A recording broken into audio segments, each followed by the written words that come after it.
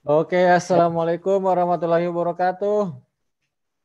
Waalaikumsalam warahmatullahi wabarakatuh. Oke, kita selamat datang di live streaming ODP Obrolan dengan pemenang. pemenang. Mantap.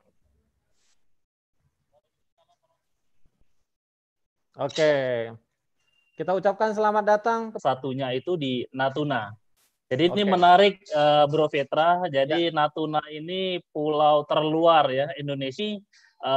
Ada beberapa penerbangan komersil yang bisa membantu masyarakat Natuna untuk ke Jakarta, ke Batam. Tapi Oke. untuk lebih dalamnya mungkin Nah, kita tanya langsung ke nah, kondisi Natuna hari ini. oke. Ya, terima kasih Bang Petra dan Bro Niko sudah diundang sini. Luar biasa, nggak nyangka bisa masuk ke sebuah di production. Oke. Oke. Ya, jadi terkait dengan Natuna sebetulnya sudah hampir setahun setengah ya. Ya.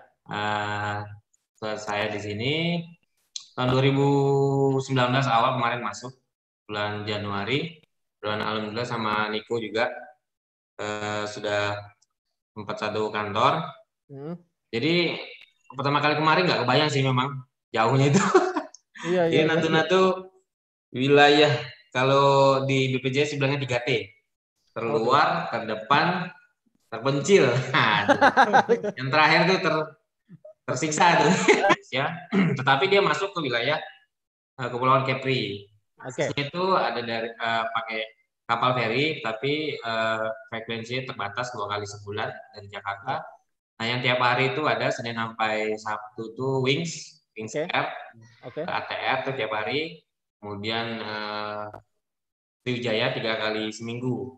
Oke. Cuman yang menjadi masalah biayanya cukup besar. Untuk perjalanan 1 jam naik ATR itu 1 jam 20 menit itu biayanya itu 1.200.000 sampai 1,5 juta. Iya, iya. Kayak jalan, jadi PP itu orang yang dari sini.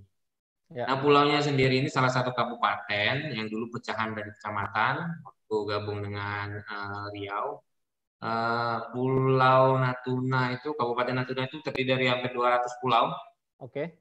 200 pulau yang berpenghuni itu sekitar 26 lah. Dan kita berada di pulau paling besar namanya Pulau Bunguran. Jadi untuk menjangkau di tempat permasalahan dengan nelayan Cina yang banyak mengambil ikan di wilayah Natuna itu satu hari itu hampir ribuan kapal itu seliwiran di perairan Natuna yang dianggap mereka itu masih wilayah Cina.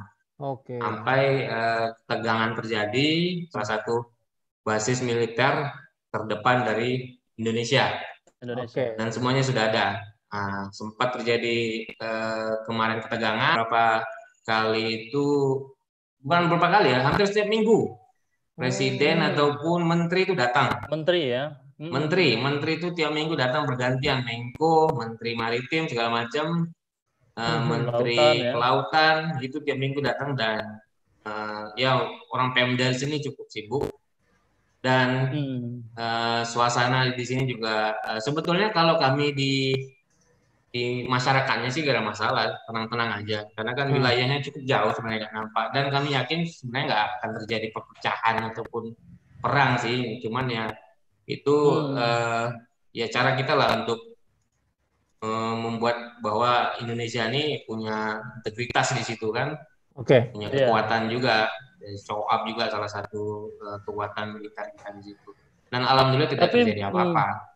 Ya. Tapi memang selain itu Bu Petra yang lebih booming lagi ya, karena pada waktu COVID-19 pertama ya, di masyarakat Natuna sempat demo, sempat menolak, bahkan ekspansi keluar Natuna. Ini menarik sebenarnya. Kenapa pada waktu itu masyarakat Natuna sangat ketakutan? Apa karena memang isunya memang yang berkembang kan masyarakat Wuhan banyak yang meninggal dan lain sebagainya. Bisa diceritain nggak Bang Nardi gimana situasi pada waktu itu di Natuna? Ya jadi itu sebetulnya mendadak sih mereka datang ke sini. Karena kan dari awal Januari kemarin kita sudah tahu tuh virus Wuhan tuh sudah menyebar kan. Cuman sampai dengan hari hanya itu kita nggak tahu Natuna itu dijadikan tempat persinggahan. Di pemberitahuan dari pemerintah itu 2 hari sebelum WNI Wuhan masyarakat kota, apalagi melihat dampak WNI itu membawa virus.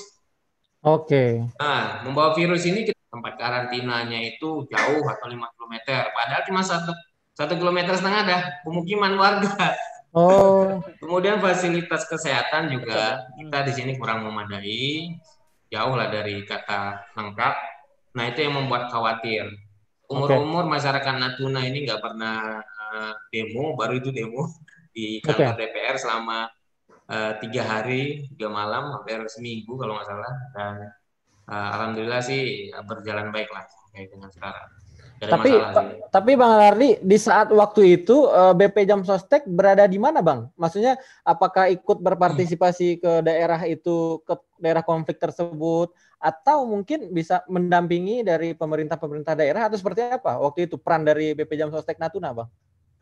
Ya, kita bersama dengan BPJS Kesehatan itu bersama dengan Dinas Tenaga Kerja dan Dinas Kesehatan memberi medang di salah satu TV nasional. Memang kita tidak berbuat banyak karena yang namanya masyarakat sudah pikirannya acak adul ya.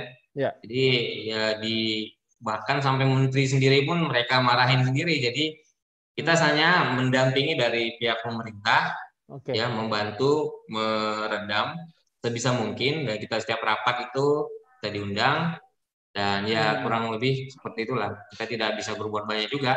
Dan yang paling menjadi dampak itu ya, terhadap kepercayaan kita.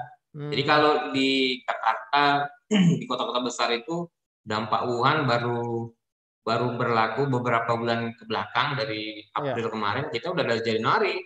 Itu sempat begitu masyarakat WNI Wuhan itu datang, itu ribuan masyarakat Natuna kebetulan ada kapal yang lewat, kapal pelni yang lewat, itu naik semua. Jadi bisa dibilang ya pindah sementara lah, bukan eksodus, pindah sementara untuk mengamankan. Mereka takut jika terjadi penularan di kabupaten ini, mereka nggak bisa keluar. Jadi banyak seminggu itu seperti kota mati Natuna setelah mereka datang. Jadi tapi sampai dengan hari ini, Bang Nardi, kasus jadi di Kepri itu justru di wilayah pulau-pulau yang Anambas hingga Natuna itu yang kosong. Jadi jadi yang penting itu di pulau itu atau di Kabupaten Natuna menjaga daripada bandara dan pelabuhan. Menjaga kalau sudah terjaga dan sudah bisa diantisipasi kedatangan dari orang keluar, itu alhamdulillah sih sampai sekarang masih zona hijau dan tidak ada yang positif. Tapi kalau hari ini nih, apakah di sana masih dijadikan tempat isolasi? Selesai dah sampai dengan itu. Dan alhamdulillah masyarakat di sini ketika mereka pulang, ya warga Indonesia dan saudara-saudara kita, memang sampai dengan mereka pulang tidak terjadi apa-apa. Salah satu apresiasi masyarakat Natuna sendiri ya, memberi ucapan upacara kepulangan mereka ketika mereka berangkat naik pesawat di bandara. Ya, alhamdulillah masyarakat di sini sudah paham dan tidak ada yang namanya tidak ada yang ketakutan lagi. Alhamdulillah sudah paham. Walaupun dalam kondisi COVID-19. Yang pertama adalah tidak boleh berhenti melayani ya. Melayani peserta. Kemudian yang kedua, itu kita tidak boleh berhenti memberikan perlindungan. Nah, jadi kita coba bicara bagaimana cara teman-teman di KCP Natuna ini memastikan bahwasanya pelayanan tetap jalan, perlindungan terhadap calon peserta kita di BP Jam Sostek tetap jalan di kondisi pandemi COVID-19 ini. Iya. Jadi memang senasional ini namanya kendala nasional ya terhadap wabah ini. Tapi tidak kita pungkiri, kita tetap terus berusaha membuka kantor seperti biasa. Kita tidak pernah menutup pelayanan sejak wabah ini masuk. Kita terus membuka dengan protokol kesehatan yang telah ditetapkan. Nah, perlindungan kita mengada di seluruh desa. Sudah kita lindungi sekitar hampir 1.300 Oke. Itu sudah kita lindungi dan kematian cukup rendah. Ya. Ya, jadi jarang orang yang bukan jarang ya. Maksudnya tidak seperti program BPJS Tenaga Kerjaan yang ada di Kabupaten Natuna. Saat ini kurang lebih ada 12.000 peserta kita aktif, dan itu tentunya akan kita jaga terus, dan kita tetap melakukan perluasan kepada seluruh. Yang menjadi masalah itu saat ini kita belum mampu untuk menjangkau yang di pulau-pulau. Memang tahun 2019 sih rencananya kalau memang bisa semester 2 mungkin kita menjelajahi seluruh pulau untuk mengakuisisi khususnya PKBPU, nelayan, dan petani. Itulah kurang lebih. Mantap. Tapi kalau potret perusahaan di sana itu lebih banyak kemana, Bang Nardi? Apakah dalam bentuk pengairan, kelautan, atau perusahaan-perusahaan minyak, atau apa di sana? Biar kita juga tahu nih. Nah, untuk kondisi perusahaan ekonomi di sini rata-rata UKM. Untuk pengeboran minyak memang ada, cuman itu langsung ditangani oleh pusat, oleh kementerian, yang tidak ada hubungannya dengan kabupaten. Nah, seluruhnya, jadi kategori perusahaan menengah itu kita cuma ada 5. Selebihnya itu perusahaan-perusahaan UKM seperti kedai, kemudian swalayan. Jadi yang mayoritas memang di sini kebanyakan nelayan dan petani. Dan jadi nggak ada perusahaan besar sih, cuman tentunya menindak perusahaan-perusahaan yang katakanlah tidak patuh, perusahaan yang banyak yang bermasalah lah, katakanlah seperti itu. Kalau di sana peran Wasrik dioptimalkan seperti apa, Bang? Kalau di Sumbar Riau kan Niko benar-benar aktif gitu loh. Kalau di Natuna gimana tuh untuk penegakan hukum juga masalah ininya kepatuhan? Ya, jadi tahun 2019 ya, Bang Niko kemarin rencana kita mau turun ke lapangan, cuman ada kendala teknis di Dinas Tenaga Provinsi, jadi tidak jadi. Tapi kerja koordinasi kita tetap jalan. Bang Niko terus memantau perusahaan-perusahaan yang agak membandel sini. Tahun lalu kita sudah kerjasama SKK dan pemanggilan terhadap hampir 30 kalau nggak salah ya kemarin. 30 perusahaan yang menunggak dan BPBD.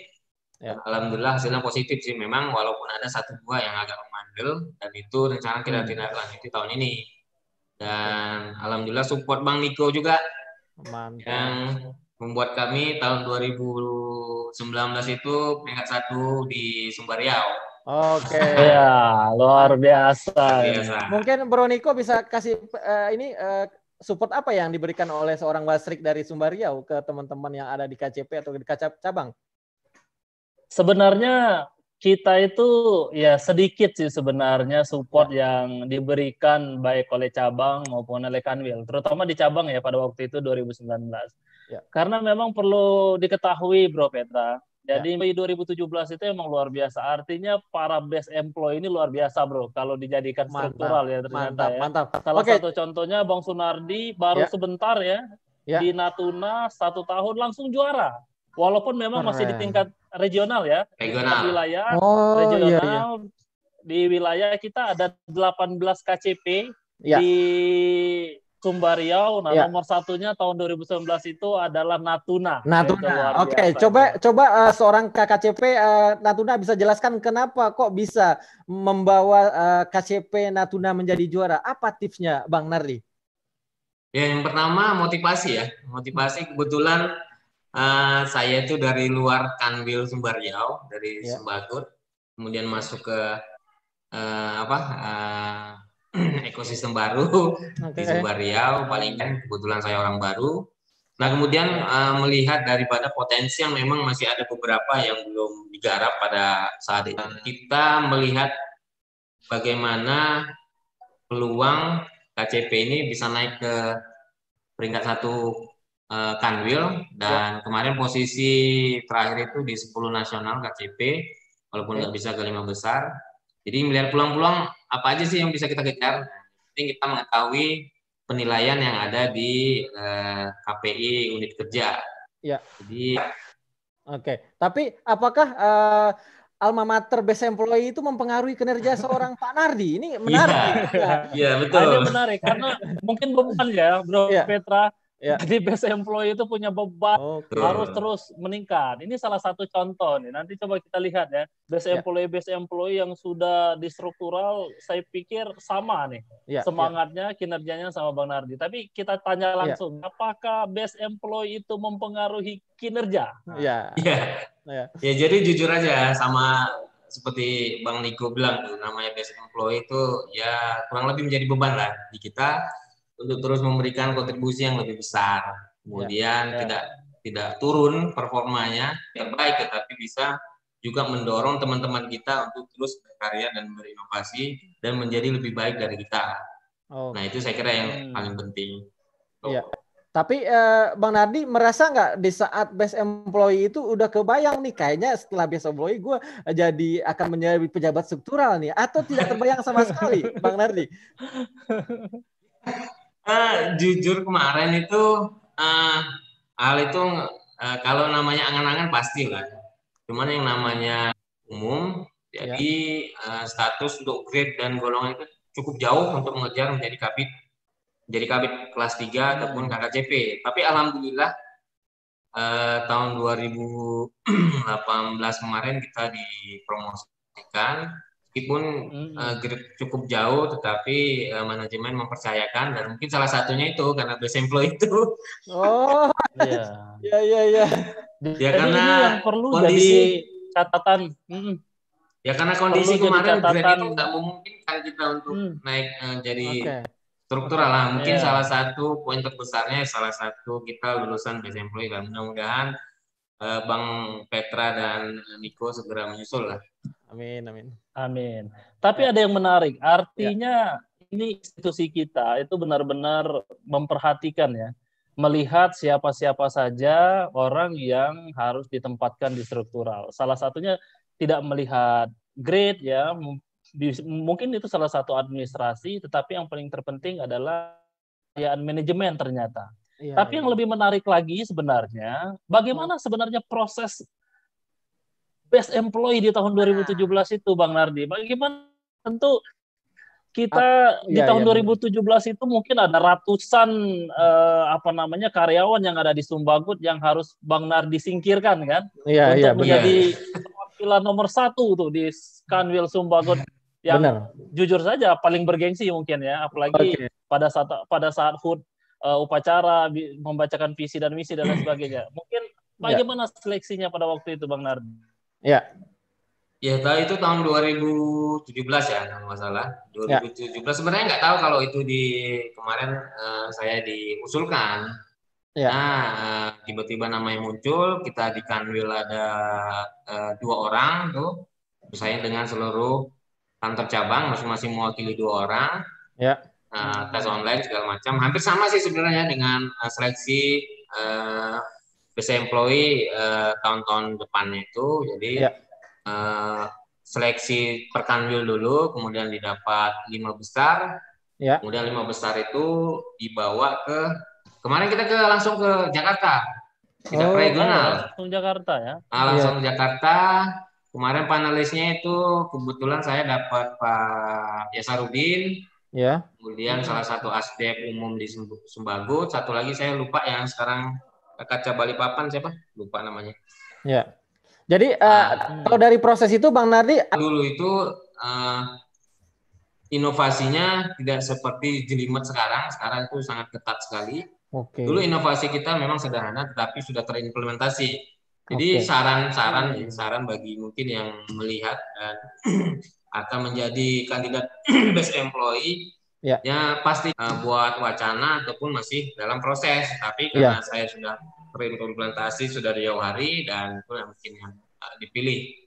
Nah, yang penting penasaran nih, mungkin ada yang penasaran apa yang seorang KKCP Natuna buat untuk mengantarkan dia ke podium tertinggi best employee.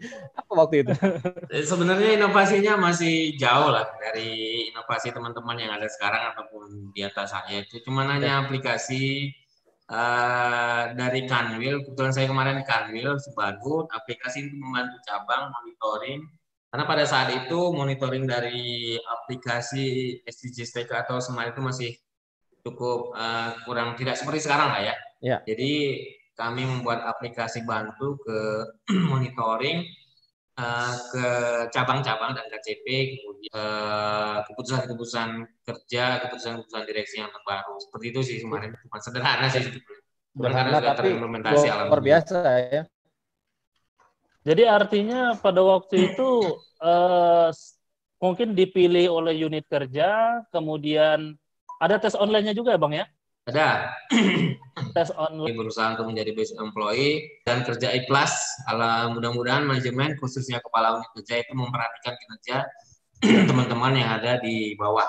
Dan itu salah satu yang mungkin saya rasakan ya. Karena jujur aja di Kanwil Sumbagut kemarin itu ya banyak kerjaan yang mungkin sampai pagi saya laksanakan, sering pulang malam, sering pulang subuh. Nah, seperti itu mungkin dilihat dari kepala unit kerja, mungkin salah satu itu poinnya. Iya. Ini mengkhianati hasil ya. Jadi hasilnya itu tidak pernah mengkhianati proses yang telah dilalui oleh Bang Radi. Jadi kalaupun ada SK untuk dipromosikan di Natuna, itu luar biasa, itu layak sekali gitu loh. Kayaknya ya dari sangat layak, benar. Ya. Jadi memang hukum alam ya. Jadi proses benar-benar tidak mengkhianati hasil ya. Betul. Jadi memang ya motonya sama. Jadi moto Tanjung Pinang sama Natuna pada waktu itu kita kerja juara. Jadi memang Tanjung Pinang juga itu 3 tahun terakhir itu di regional itu kita nggak pernah keluar dari 3 besar. Artinya kita juga disupport oleh KCP yang luar biasa, ini luar biasa juga. Jadi memang harus the best ya, yang terbaik ya. Terbaik di bidangnya, terbaik di unit kerjanya. Tapi memang mungkin ada hal-hal yang berbeda. Contoh tadi Bang Nadri, ternyata ada hal yang berbeda. Sering pulang malam sampai subuh. Itu kerja ikhlas yang diberikan oleh Bang Nardi untuk manajemen. Artinya apa yang diberikan oleh manajemen itu lebih banyak ternyata Bang Nardi memberikan kepada manajemen. Makanya hasilnya seperti ini. Betul. Ini luar biasa. Betul. Kayaknya itu akan dilirik oleh manajemen BP Jam Sostek. Iya betul. Jadi kalau yang namanya kepala cabang, kemudian kantor wilayah ataupun besar dan harapan kita banyak kader-kader insan BPJS Tenaga Kerjaan. Bang Niko. Amin. Oke, menarik. Sebenarnya Bu Petra, artinya sebenarnya apa yang kita buat hari ini ya, sebenarnya kalau ditonton oleh teman-teman 2018. Ini best employee 2017 di waktu orang lebih banyak pengayaan, lebih banyak inspirasi. Jadi, waduh, keren, cakep banget. Ini kayaknya ini wadah ini akan kita benar-benar kita viralkan di nasional, Bro. Karena ini sebagai wadah untuk melihat, berkonsultasi, berkomunikasi, juga mendapatkan informasi dari orang-orang yang kompeten. Kayaknya ini luar biasa ini, Bro. Benar. Jadi sekarang itu kita harus mulai dari bottom up, Bro. Kita harus informasi itu harus dari bawah, jangan dari atas terus ya. Kita harus seperti Bang Nadi tadi. Kayaknya nanti kita akan seimbangkan, Bro. Kadang kita undang yang bawah, kita lempar atas lagi, bawah lagi, atas lagi. Nah, ini menarik juga nih. Betul. Jadi kita sinkronkan antara yang di lapangan dengan di kantor pusat, terus kita ambil poin pentingnya apa gitu loh. Karir itu sebenarnya seperti apa sih di BPJS? Iya, betul. Nah, jadi dapat semua ya. Lagi, betul, Bang. Sebentar lagi makanya teman-teman mungkin yang nonton ini, kita bentar lagi akan diskusi ya dengan orang yang punya kebijakan best employee sebentar lagi ya. Jadi kita akan ulik-ulik benar-benar, tapi kita akan cerita-cerita dulu best employee sebelumnya, supaya nanti kita teman-teman bisa nonton langsung, terutama teman-teman yang calon best employee 2020 ini wajib nonton. Karena nanti di Subuh Hadi Production ini akan menampilkan orang yang luar biasa lah pokoknya. Jangan kita sebutin dulu ya. Orang pokoknya kata kuncinya ditunggu. Siap. Bang jangan lupa di subscribe ya. Nah, itu dia Bang Adi, jangan lupa di subscribe, disebarkan di jadi kami di Natuna itu wilayah terpencil terluar, tapi tidak menutup kemungkinan kami cukup bisa memberikan andil, khususnya BPJS Tenaga Kerjaan menempatkan kami di wilayah paling luar. Kami berupaya untuk memberikan pelayanan terbaik pada peserta dan kepada masyarakat yang ada di sini. Dan yang paling penting adalah menikmati pekerjaan yang saat ini sedang kita laksanakan. No stress, enjoy terus. Oke, jangan stres, Mantap. enjoy terus. Bro Niko, ada penutup dari Bro Niko sebagai co-host gue? Jadi kalau penutup sebenarnya kerja harus ikhlas, jangan malah itu dari karir kita, pekerjaan kita dan lain sebagainya. Itu poinnya Bro Petra. Luar biasa. Bagi kalian yang merasa ini sangat bermanfaat untuk informasinya, jangan lupa like, komen, dan juga share ke teman-teman kalian bahwa ini penting sekali. Suatu hal-hal yang positif di gemercik-gemercik air di daerah perlu kita angkat ke publik, dan publik itu bisa kita sebarkan ke semua insan BP Jam Sostek khususnya, dan juga masyarakat Indonesia pada umumnya. Jangan lupa like, comment, and subscribe Subhadi Production pakai S, dan jangan lupa komen di bawah sini di video ini siapa selanjutnya yang akan kita undang di obrolan sore dengan pemenang atau dengan pakarnya atau apapun itu nanti. Ini menarik, kita tunggu Bro Niko. Terima kasih Bro Niko, terima kasih Bang Sunardi atas waktunya. Kayaknya tapi nggak tahu. Amin.